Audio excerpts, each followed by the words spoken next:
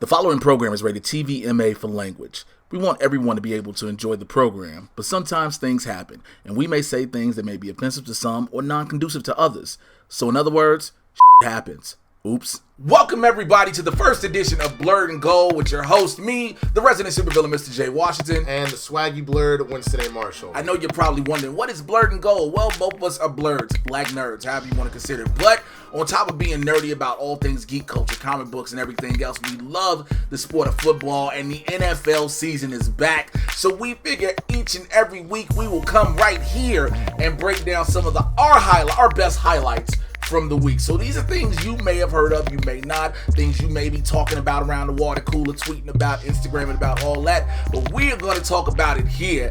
And I think it's best to kick it off with this first story for me. Well, all I want to clarify with the simple fact that, this is about the culture specifically. So we're not going to be the ones that are like, let me give you a play-by-play of what happened. Nah, hell no. Look, first of all, you saw the warning before the episode. Yeah. So we might say some things. I shouldn't say this right now because my mama gonna watch this first episode. I'm probably gonna say nigga a lot. And I'll probably say shit. Yeah.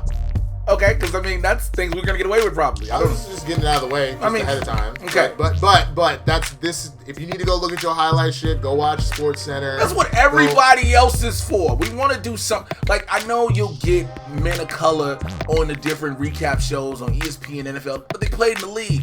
This is we like your Monday morning quarterbacks that ain't trying to quarterback nothing because we just felt like talking about it to people. Nigga, I played football for 5 minutes in 5th grade where they had me run the 40-yard dash. You should even cover them. It's fine. And I was pretty fast, but then I had my first asthma attack and said, I ain't playing this sport. Nigga, that was 5 minutes. Anyway, I played high school football, I played semi-pro football, and I have a lot of friends in the league, but that's neither here nor there. So my first story I think we should cover is Baker Mayfield, is he trash or not? Now, here's why I bring this up. The quarterback from the Cleveland Browns, this is his sophomore season, right? Last year, into his freshman season, rookie season, came in, everybody said, oh, Baker Mayfield gonna be that dude. Well, I don't think he was that dude from when you have 1 touchdown and 3 interceptions. It was like every time he got the ball, the defense, I forgot who they played because it was just so bad.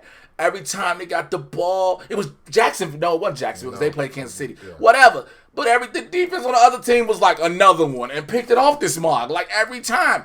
And I understand everybody oh, he gonna be cold, but is it trash? Is he trash? I think I'm gonna be proactive while you talking. No, that's fine. It's one of those things that I think watching that game, I think he spent too much time chugging beers and making fun of Aaron Rodgers, like popping the can open with his tooth. And all that stuff, and then being the new hype beast because he got Odell Beckham Jr. over there. They said they got this whole hype squad that they're going to come in. They're going to win the Super Bowl. They're supposedly one of the favorites because of all the talent they had on the team. But let's not forget, they played the Jets. The Jets. Le'Veon Bell embarrassed them, man. For real. And that's one of the highlights. That and they just got Demaryius Thomas from from the Jets. The Jets just got him, yeah.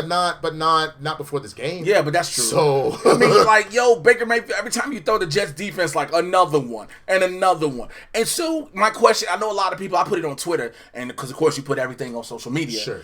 People were like, oh, it's just week 1, blah, blah, blah, blah. But you coming into week 1 with so much hype. But you know what I think is funny? Is I think literally about how Aaron Rodgers played and how Baker Mayfield played, because a lot of people were comparing the two because they both are rocking that mustache right now.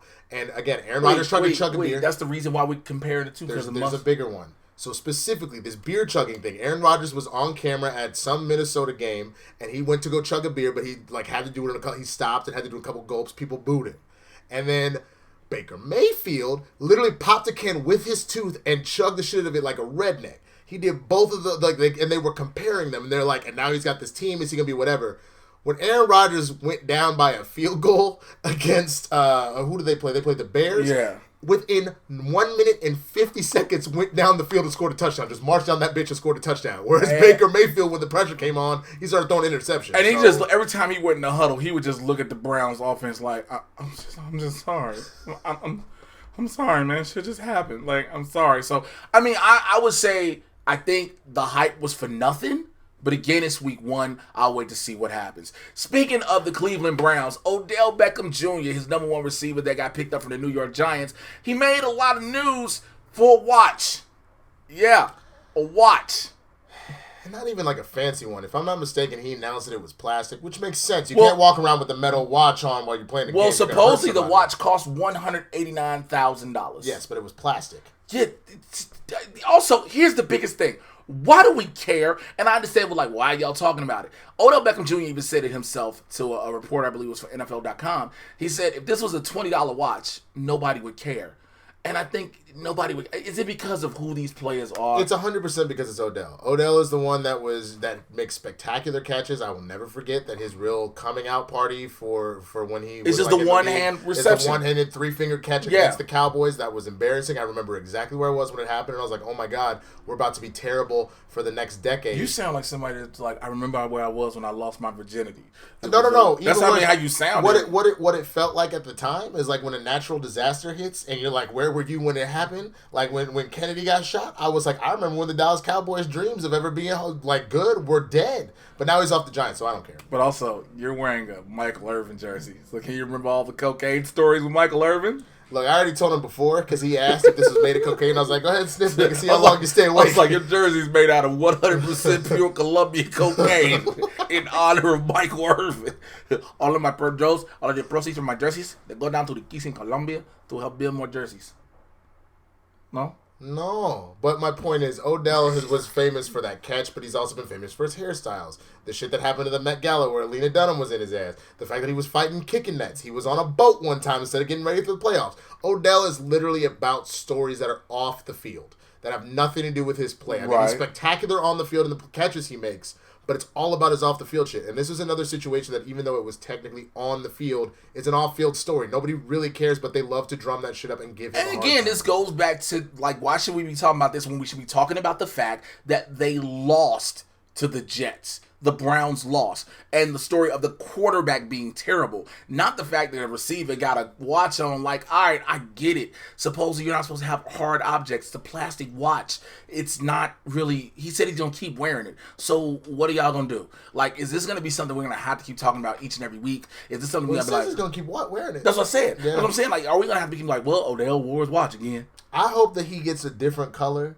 for like every jersey he has on. Or maybe he gets one that color coordinates with the other team being like, see, I got your number, nigga. That would be dope. If he starts doing some shit like that. I got your number, nigga. What if he's about to like start a watch line? I will with that. I would totally buy that shit. They call reception watches. And our next story. Speaking of receptions.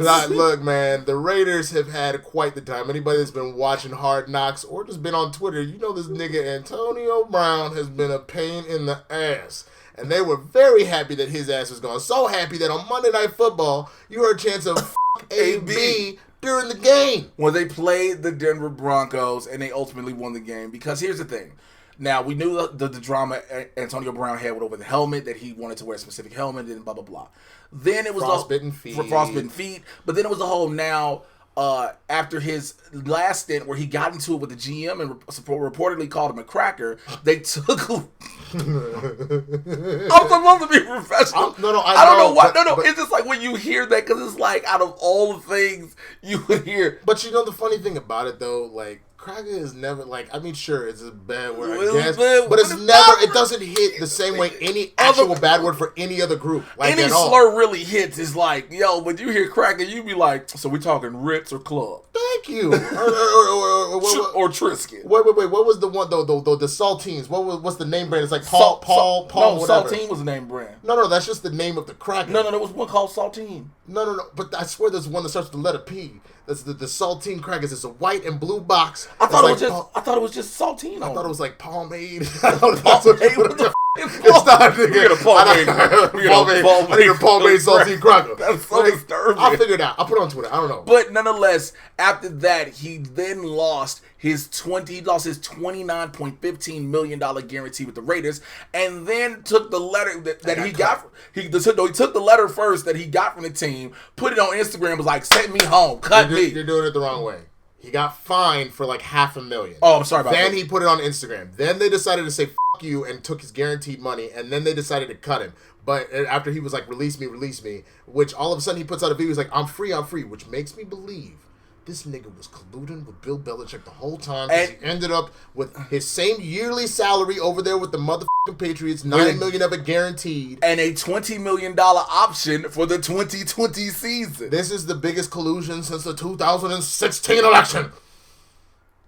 Didn't think we were going to go there. I mean, I'm not trying to get political, but, like, you know, this was actual collusion, and I could probably prove it. Just give me some time. But either way it goes, Raider fans have shown their displeasure with Antonio Brown. Now, the question is, what are these fans going to act like when they play the Patriots, if they play them this season? Wow. Because if you know Raider fans, like I know Raider fans, and you know Raider fans, they are terrified.